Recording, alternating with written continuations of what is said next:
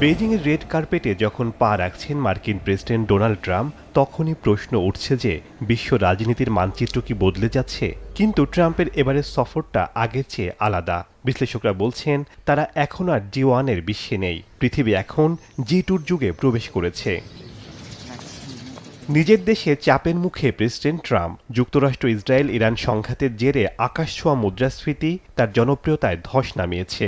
এই অবস্থায় চীনের সাথে বড় ধরনের কোনো বাণিজ্যিক চুক্তি ট্রাম্পের জন্য হতে পারে লাইফলাইন। ট্রাম্পের প্রধান লক্ষ্য চীনের কাছে মার্কিন খাদ্য এবং বিমান বিক্রির বিশাল ডিল নিশ্চিত করা।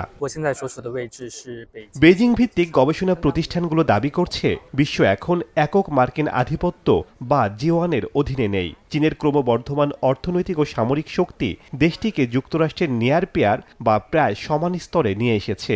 তাদের ভাষায় এটি এখন একটি জি2-র বিশ্ব, অর্থাৎ বৈশ্বিক সিদ্ধান্ত এখন শুধু ওয়াশিংটন ডিসি থেকে নয়, বেইজিং থেকেও নিয়ন্ত্রিত হয়।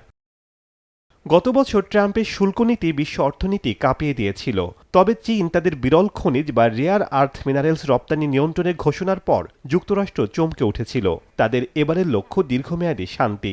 দুই দেশই একটি বোর্ড অব ট্রেড বা দ্বিপাক্ষিক বাণিজ্য বোর্ড গঠনের কথা ভাবছে। এটি সফল হলে বছরের পর বছর ধরে চলা বাণিজ্য যুদ্ধের অবসান ঘটতে পারে বলে মনে করছেন বিশ্লেষকরা। শেখ সাদি মারজান, সময় সংবাদ।